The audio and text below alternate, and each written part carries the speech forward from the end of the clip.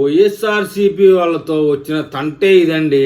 చచ్చాంపు అనుకోవాలి. వీళ్ళ పోస్టేజ్ చూసిన మన బుగ్గన అప్పుల శాఖ మంత్రి ఏం చెప్తున్నాడంటే, పోలవరానికి అనుమతులు తెచ్చింది చంద్రబాబు నాయుడు కాదంట, రాజశేఖర రెడ్డి గారంట, లేదా వైసీపీ ప్రభుత్వం వచ్చాక అనుమతులు తెచ్చారట. ఎట్లయినా మాట్లాడుతూ ఉంటారు.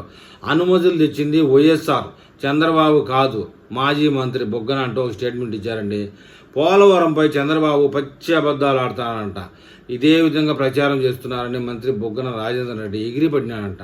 పోలవరం ఆలస్యానికి వైసీపీనే కారణం అంటూ చంద్రబాబు చేసిన వ్యాఖ్యలపై ఆయన ఈ విధంగా స్పందించాల్సి వచ్చింది. వాస్తవమే కదండి. నీటిపారుదల శాఖ మంత్రిగా ఇచ్చినటువంటి మన యాదవ్ గారిని, అనిల్ కుమార్ యాదవ్, నోటిపారుదల శాఖ మంత్రి పనిచేశాడు. ఆ తర్వాత కొంతకాలానికి తీసేసి అంబటికి ఇచ్చారు. అంబటి ఏం చెప్పారు, నాకు పోలవరం డ్యామ్ మీద, నిర్మాణాల మీద ఏం అనుభవమే లేదు అన్నాడు.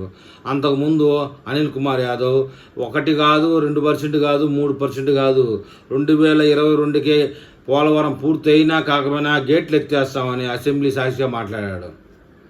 అయితే పోలవరం ప్రాజెక్టు ఆలస్యం కావడానికి కారణం చంద్రబాబుని కౌంటర్ ఇచ్చారు. కాపర్ డ్యామ్ పూర్తి కాకుండా డయాఫ్రమ్ వాళ్ళని ఎలా కట్టారని ప్రశ్నించారు. కుప్పానికి నీళ్ళు ఇచ్చారంటూ చంద్రబాబు పచ్చి అబద్ధాలు చెబుతున్నారని విమర్శించారు. సోషల్ మీడియాలో ఆంధ్రప్రదేశ్లో ఉన్నటువంటి 5 కోట్ల మంది చూశారని ఆయన కుప్పానికి నీళ్లు పోవడం, గతంలో మీరు డూప్లికేట్ గేట్లు పెట్టి వాటర్ ట్యాంకుల ద్వారా నీళ్లు నింపడం, ఇదంతా చూసిందే. ఇది తగ్గించుకొని కాస్త వాస్తవం మాట్లాడండి. అబద్ధాలు ఆడినా తగిలినట్టు ఉండాలి. కాపర్ డ్యామ్ పూర్తి కాకుండా డయాఫ్రామ్ వాళ్ళు ఎలా కట్టారని ప్రశ్నించారే. నీళ్ళు ఇచ్చారంటూ చంద్రబాబు పచ్చి అబద్ధాలు చెప్తున్నామంటున్నారే. మరి మీరు గతంలో వైసీపీ వాళ్ళు చేసింది ఇప్పటికీ సోషల్ మీడియాలో వైరల్ అవుతూనే ఉన్నది. పోలవరానికి శంకుస్థాపన చేసి అన్ని అనుమతులు తీసుకొచ్చి వైఎస్ రాజశేఖర రెడ్డి అనట. అయితే ఇప్పుడు ఏంటట, మీరు రేపు బనకచెర్ల ప్రాజెక్టు రాజశేఖర రెడ్డి మీదే వేస్తారు. అది పూర్తయినా రాజశేఖర రెడ్డిదే తెచ్చిందంటారు. చంద్రబాబు నాయుడుది ఏమీ లేదంటారు.